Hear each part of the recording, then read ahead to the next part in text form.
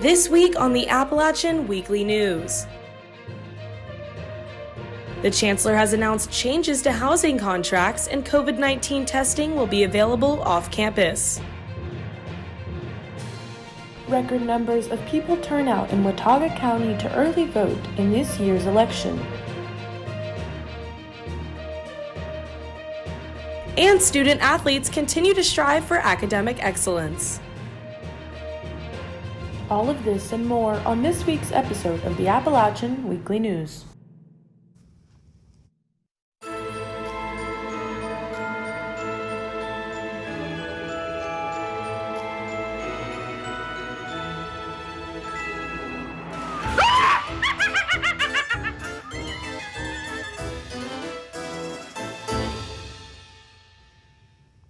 Good afternoon, and thank you for joining us on this Friday, October 23rd. Live from the Beasley Media Complex in Boone, this is the Appalachian Weekly News. I'm Hadasa Rivera. And I'm Katie Garceran. As of October 23rd, there are 34 active cases in students and 3 in employees. On campus, there are 25 people currently in isolation. App State has a cumulative case count of 988. East Carolina University has a cumulative case count of 1,355. UNC Chapel Hill has 1,244 total cases, and NC State is just ahead of us with 1,167. 6 new COVID-19 clusters with 5 active cases were announced by App State in a school-wide email on October 17th. One of the active cases is associated with Alpha Phi sorority, 2 are within the Mountaineer Residence Hall, 1 in Newland, and another in Dothan Residence Hall. All 5 cases are in active isolation. The university wrote in the email that it has, quote, heightened safety, prevention, and control measures, end quote, to slow the spread of the virus. App State is offering students living on campus the ability to opt out of housing contracts and is implementing widespread testing in residence halls with active clusters. Residence hall occupancy is down to 76%, according to a campus-wide email Chancellor Sherry Everts sent out on October 16th. Pop-up testing is available every Monday, Wednesday, and Saturday in the River Street parking deck from noon to 5 o'clock in the afternoon. No insurance or appointment is needed, but make sure to bring your app card.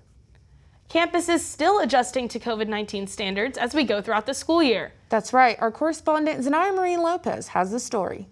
Students' return to this fall COVID-19 impacted semester meant that campus needed a new look to reduce the spread of the virus. App State's facilities operations maintains the physical infrastructure of the university and is in charge of the new operations and improvements seen across the school. Plexiglass shields have been installed in public-facing areas like ticket booths, cashier counters, library checkouts, and receptionist areas. Classrooms and common areas are modified for social distancing, with shrink wrapped around what's not to be used. The facilities operations website says this serves as a visual reminder that distancing is now required. Facilities operations increased their cleaning staff by 55% due to in-person classes. Employees are stationed across various academic buildings, wiping high-touch points such as elevator buttons, door handles, restroom fixtures, and classrooms. Entrances to high-traffic areas are now met by a hand sanitizing station. You can even find wipes to clean your workspace in classroom spaces and in the library. As a matter of fact, all academic departments receive a 32-ounce container of hand sanitizer, a supply of hospital-grade disinfectant, and industrial paper towels. These supplies are always automatically refilled by custodial staff. I spoke with 2 students on campus about their safety when coming to school. Jared Filer is a frequent visitor of the library and says he feels safe there. His friend Margaret says a different spot on campus doesn't give the same feeling. I mostly frequent the library, and the library is pretty good at enacting a bunch of safeguards and measures. For example, they have security guards around the clock, making sure people have their masks. I see sanitation workers going around every so often cleaning tables. And a lot of the computers and chairs and desks are social distance, so it's very hard, or it's much harder to get in close contact with people, so library is pretty tight. In comparison to the safety precautions taken at the library, I feel like the student union could step up. I walk through the student union on a daily basis and I see that students aren't wearing masks, and that's kind of concerning, especially with the increase of cluster cases that we receive in the emails every week. If you go in places like Crossroads, almost no students are wearing masks, and it's not as strictly enforced. Michelle Novacek is the Director of External Communications for Facilities Operations. She stresses that we all can do our part, saying, quote, App State students on a whole are incredibly resilient, considerate people, and I think most students are being careful not only for themselves, but for the sake of others. We're here as a second line of defense, and we take that responsibility very seriously, unquote. While App State's campus is still open, students continue to spend their time here, and Facilities Operations furthers their implementation of safety measures. For the Appalachian Weekly News, I'm Xanayra Marin-Lopez. The last day for students to drop a class this semester is December 18th, and this will not count as a career drop. December 18th is the Friday after final exams are due. Any drops that have already happened this semester and any drop classes in the spring semester will be considered, quote, impacted by COVID-19, end quote. If a student wants to retake a course they took in the fall or spring, they can retake it for grade forgiveness in a future semester. Mike Jin is the Vice Provost for Undergraduate Education. He says the school's top priority is to, quote, preserving the health and safety of our faculty, staff, and students, and maintaining the academic progress of our students, end quote. The Office of the Provost announced these changes in a school-wide email on October 16th. Living on campus is a requirement for all freshmen at App State. But with a raging pandemic, students living on campus have the ability to opt out of their housing contracts and make their own living arrangements. The announcement comes after a quick rise in reported clusters in dorms such as Thunderhill, White, and Eggers.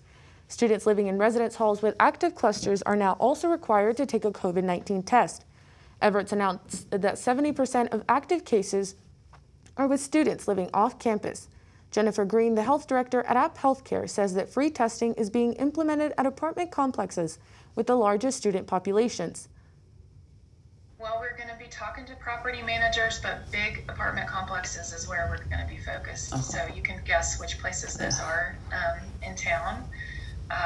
We have plans to, make connection with the apartment managers, the property managers, to make sure that they're on board with us coming on site. Students concerned about possible symptoms should contact Student Health Services at 828-262-3100. App State Classifieds is a page that provides an outlet for community members to share their experiences and keep everyone informed. Our correspondent Grace Smith has the story on how important communication is in a community. Going to college is the dream for many people across the country.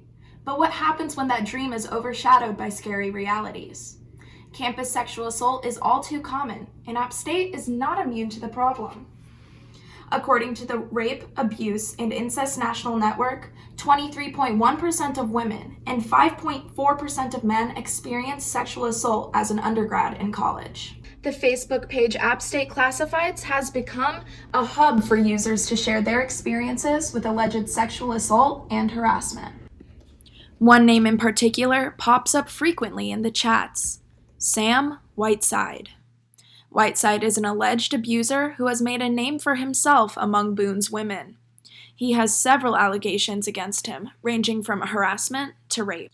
Whiteside recently worked at Say Bing Boone King. Members of the community grew uneasy about an alleged sexual offender working at such a popular dining destination. Some even called to boycott until he was fired. On October 4th, Sabing released a statement on Facebook that said Whiteside was indeed fired. Despite this development, many still feel unsafe. A source who chose to remain anonymous says that she was allegedly harassed by Whiteside.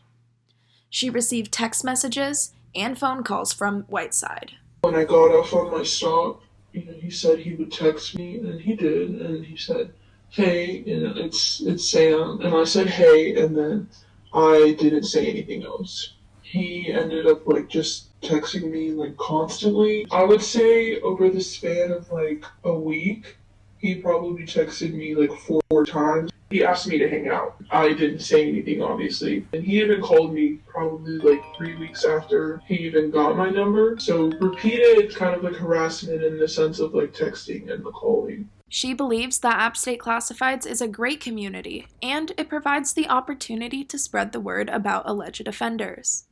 There is also another Facebook page called Boone NC Predator Awareness that was started to warn the community about abusers. Just the fact that those two groups even exist makes me feel safe that there's a community of people that care. Boone has a handful of organizations that help people who have been assaulted, including Opposing Abuse with Service, Information, and Shelter, also known as OASIS. All of our services are totally free and confidential. Our services include 24/7 crisis lines. We offer a free and confidential emergency shelter.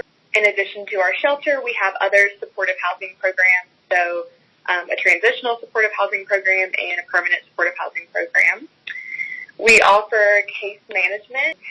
In addition to those types of things, we offer judicial systems advocacy. In addition to that, we also offer referrals to Legal Aid of North Carolina, and we're able to offer that through COVID times as well. If you have been a victim of sexual assault and you need immediate assistance, you can call the RAIN National Sexual Assault Hotline at 800-656-4673. Again, that is 800-656-4673. You can also contact OASIS at 828-268-6600. Again, that is 828-268-6600. For the Appalachian Weekly News, I am Grace Smith. Food trucks in downtown Boone are being threatened by a new proposal. I had the opportunity to talk to Smoke and Jay's barbecue food truck on King Street. Since the pandemic, food trucks have become essential for the Boone community, but their presence could be threatened in downtown.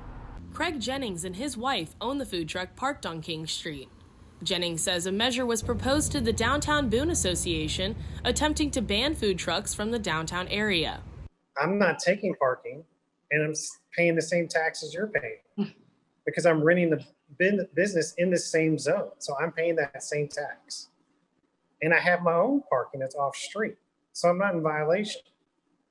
This measure was tabled by the DBDA because we're in the middle of a recession and a pandemic.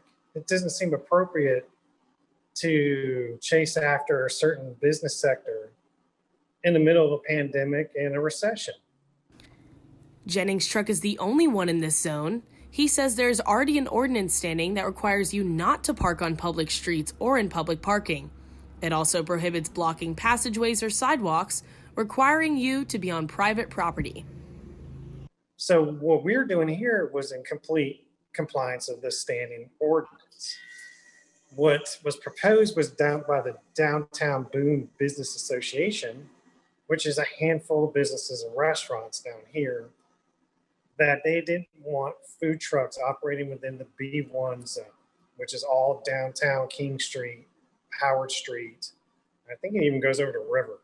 With food truck culture expanding in Boone, Jennings says food trucks should have just as much as the right to be here as regular restaurants.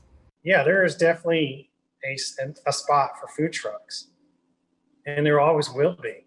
If you look at the statistics, food trucks are one of the fastest growing sectors in the restaurant industry.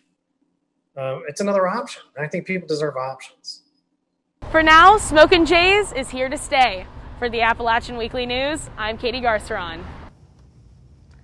Now, let's head over to Mendez to see what's new in the political sphere. Hello. The Plymouth Student Union early voting site saw nearly 800 voters Thursday at the start of early voting. Watauga County as a whole saw 2,863 voters for the first day. These are record-breaking numbers for North Carolina as a whole, with roughly 333,000 people voting in the state, surpassing the 304,000 total number of votes in the 2016 election. You can early vote throughout each week until October 31st from 8 a.m. to 7:30 p.m. in North Carolina. In case you were curious about where to early vote, here are the voting sites in Watauga County.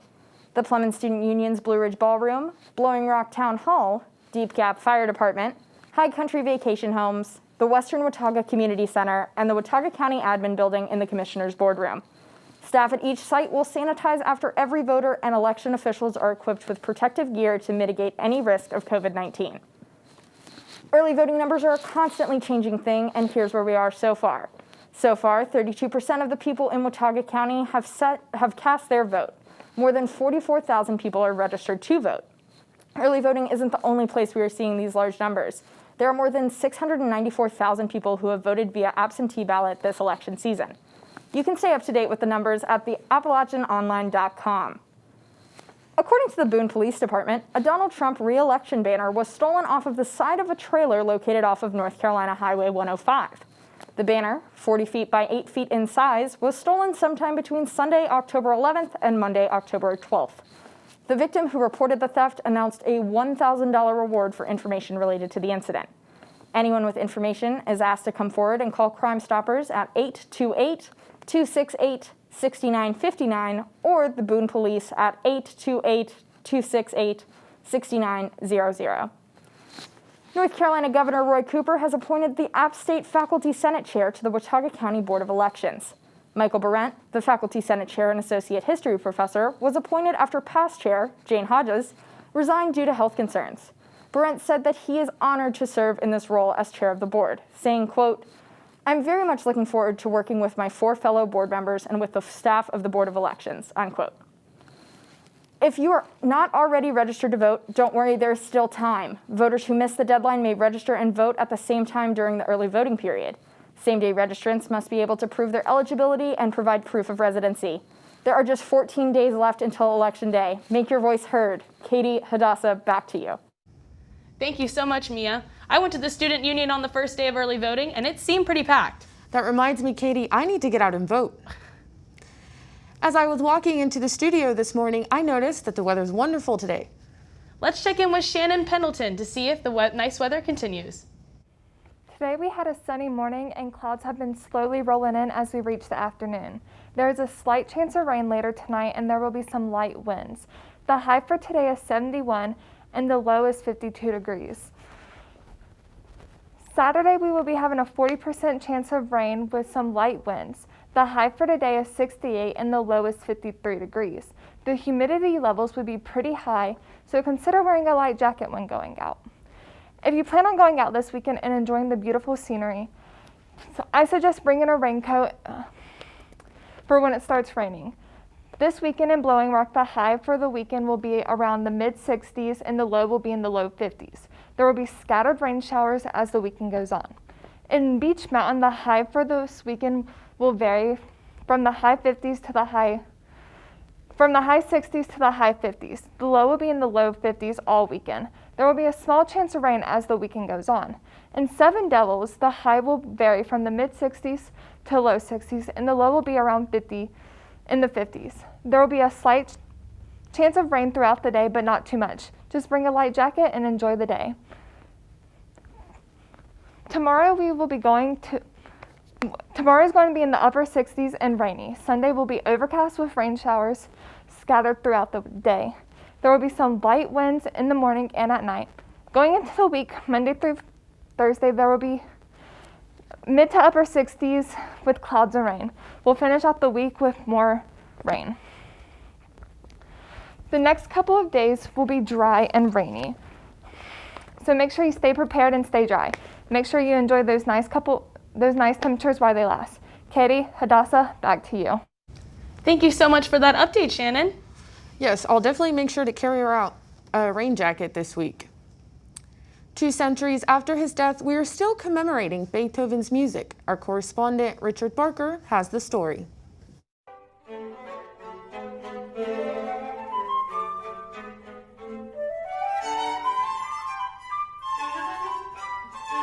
It's the birthday of a certain famous composer and musician. Ludwig van Beethoven would be 250 years old this October, and to celebrate, the Hayes School of Music is putting on a special event. Organizations across the world are recognizing the work of Beethoven during this year. And so in the Hayes School of Music, we put together a recital series of faculty that would give our community a live stream opportunity to hear a lot of the different works of Beethoven, not all of them, but many of them, over the 4 Sundays in October. And of course, Beethoven has a vast quantity of work. The event organizer, Melissa Lesbines, explains why it's so exciting to go through it and pick pieces for the event. His music is so varied, and there are moments that are just playful and fun, and then there's moments that are sublime or melancholic or heroic and forceful, and there's really something for everybody. And I think Beethoven is one of those composers that everybody's heard of. Everybody's heard the first few notes of the Symphony No. 5 or little phrases from the Ode to Joy melody, so we all sort of know who he is. And so this was an opportunity to get to know his music and the man. Students can find these live streams at music.appstate.edu. For Appalachian Weekly News, this is Richard Barker.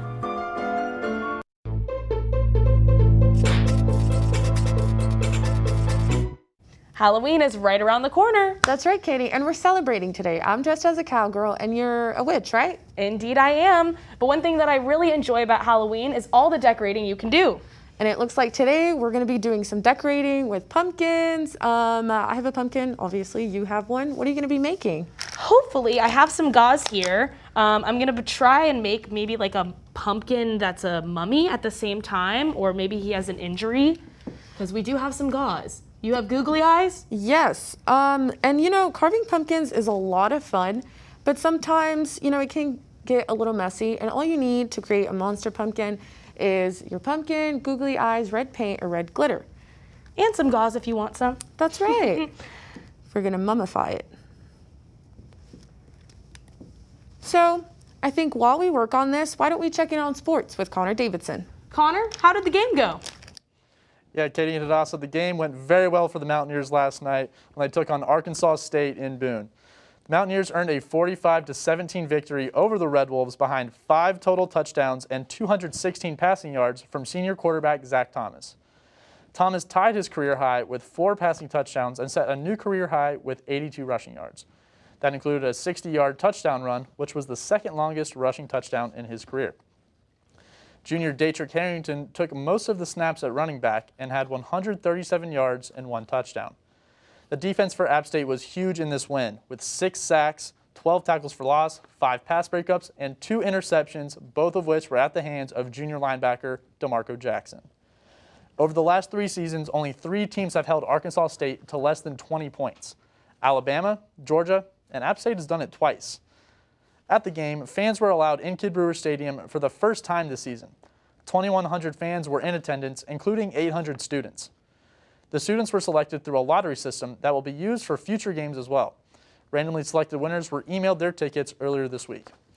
650 season ticket holders also got to attend yesterday's game, but who was selected was based on Yosef Club donation rank. Senior offensive lineman Cole Garrison has had success both on the field and in the classroom. Our correspondent Abigail Watkins has the story. Here at The Rock, football is the main focus, but that's not all that's important to these football players. One player in particular, Cole Garrison, has his eyes set on attending med school next year. As a senior exercise science major, Garrison's goal has always been to attend med school. This past September, his dream of attending med school has become a reality. Garrison took to Twitter to announce his acceptance into the University of Alabama Birmingham School of Medicine. Garrison talks about some major life lessons he has learned through football that he can't wait to take into his future career. So I think just learning how to be persistent and know that your goal is a long-term goal, like it's end of the season, end of 4 years, what do you want? And you have to know that the work you're putting in now is worth something in the end. In addition to ranking in the top 13% on the MCAT with a score of 513, Garrison is also a nominee for the Campbell Trophy. This award goes to the student athlete with the best combination of academics, community service, and on-field performance. When talking about being a nominee for the award, Garrison says it's great to be recognized for all the amounts of hard work he has put in while playing football and attending App State. As the football season continues, we wish Cole Garrison and the rest of the football team success on and off the field. And we cannot wait to see where their future endeavors take them. For upcoming football updates, visit appstatesports.com. For the Appalachian Weekly News, I'm Abigail Watkins. Other student athletes at App State are also being recognized for their accomplishments in the classroom. Our correspondent Allie Powell has the story. Marking the highest number in the conference, the Sun Belt recognized 330 student athletes at App State for their academic achievements. 184 athletes were named to the commissioner's list and 146 more were named to the honor roll. To be on the commissioner's list, an athlete must have a 3.5 GPA. To be on the honor roll, an athlete must maintain a GPA between 3.0 and 3.49. The Mountaineers accomplished a school record of a 3.59 GPA in the spring of 2020. Currently, the cumulative GPA stands at a 3.25. Sophomore cross-country runner Allison Kallick discusses how she manages her time between schoolwork and practice. Definitely make sure to write everything down that I have for the week to make sure that I don't miss any assignments. And then I personally like to get all of my work done in the morning before practice, so that in the afternoon I can just focus on practice and not worrying about school in the afternoon. App State was one of only 2 programs to have a 3.0 cumulative GPA or better for every program. Also, they ranked 3rd in the Sun Belt Conference with an average GPA of 3.42 for the 2019 to 2020 school year. The App State student athletes put in a lot of hard work to maintain their grades as well as perform well during their competitions. Sophomore football player Cameron Peoples shares some of the challenges of being a student athlete. I think that also, being a student athlete, I am still a college student, so social life, balancing that in too plays a difference, because it's not always about sports or homework. Sometimes you just want to be yourself. So I think finding a healthy balance and staying focused and making sure you get what you need done is kind of the hardest part. The Mountaineers led the Sun Belt and set a school record with 5 teams receiving public recognition awards from the NCAA. Staying active and alert physically and mentally is a high priority here at App State. Leading the life of a student athlete is very challenging, but the community of athletes that wear the black and gold continue to work hard every day. For the Appalachian Weekly News, I'm Allie Powell. Every member of the App State volleyball team is registered to vote in the upcoming election. Senior right side hitter Grace Morrison played a pivotal role in not only getting her team to vote, but all Sun Belt teams. Morrison is a part of the Student Athlete Advisory Committee, which is a group that has been working to make sure every team in the Sun Belt is registered to vote. Head coach Matt Ginepro backs his team on this and calls voting, quote, one of the biggest things you can do as a citizen, end quote. He also hopes that this level of enthusiasm about voting will continue in later elections. The Sun Belt has also announced that all conference athletics will have election day off to encourage student athletes and coaches to go vote. Volleyball isn't the only team on campus who will be voting this election season. Our correspondent Grace Powers has the story. Our App State athletes give it their all out on the field and on the court. But this season, they're bringing their A-game to the polls. The men's and women's basketball teams, along with women's soccer and volleyball, are all 100% registered to vote. And they're using their platforms to help encourage other students to vote. Senior Associate Athletic Director McKinney Thompson says that the efforts to increase voter turnout were led by our student athletes. It's one of the things our student athletes had decided is important to them. So through SAC and then just in general meetings with us that they felt strongly about. And so we wanted to do our part to kind of help them achieve that goal and get as many of our student athletes registered to vote as possible. The athletic department has launched Secure the Ballot, an online resource that anyone can access to register to vote, request an absentee ballot, verify your registration, and locate your polling place. And it kind of is like a one-stop shop for you to figure out all of the things that you need to figure out how to vote this year. As one of the older members of the football team, senior wide receiver Thomas Hennigan says he wants to help the younger players. Quote, a lot of it's guidance to help the younger guys understand the process and everything and how everything goes. We just want everyone to know that their voice matters, and I think everyone's opinion needs to be heard, unquote. The early voting period began October 15th and runs through October 31st at 3 p.m. So take a cue from our fellow athletes here at App State and go get out the vote. From Appalachian Weekly News, I'm Grace Powers. And that's all I have for sports this week. Very good week on and off the field for athletics. Katie, Hadasa, let's see how those pumpkins turned out. I think they turned out pretty well. I'm excited about how mine looks. They sure did. I definitely went for that Cyclops one-eyed minion look. So now it's time for your high country high note.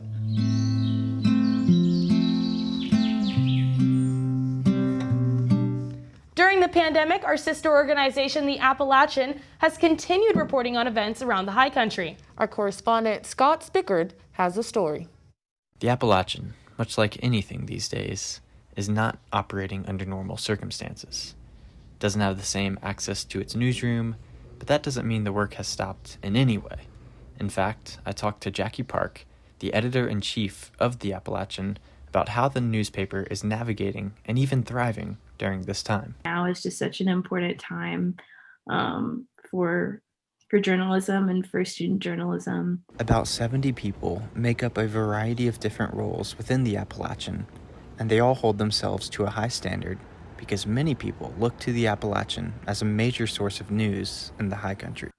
Like providing a service to people and understanding how important it is to, have updated COVID numbers, or to, ask our university admin or, chief communications people, like, what can you tell us, what's happening? Speaking of those COVID numbers, after an App State student died due to COVID complications, the Appalachian's editorial board wrote an article urging students to be safe and make smart decisions. We really wanted it to be like a call to action for people to, take this thing seriously and, make changes that are necessary in their lives, and, a call to action to the university to really be there for students. This is a really challenging time.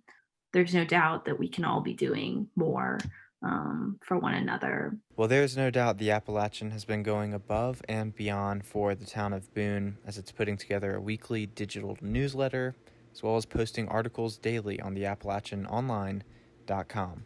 I keep thinking about how, probably when we go to apply to internships and jobs and that kind of thing, I think people are really going to be wondering, like, what were you doing in 2020, basically? And, I think we really want to, serve our community, our campus and all of that, and B, give people, the experience of covering this never-ending crazy year. Reporting for the Appalachian Weekly News, I'm Scott Spickard. That's a report this week. I'm Hadasa Rivera. And I'm Katie Garceran. For all of us at the Appalachian Weekly News, thank you for watching. Happy spooky season, gals and ghouls. We'll see you next time.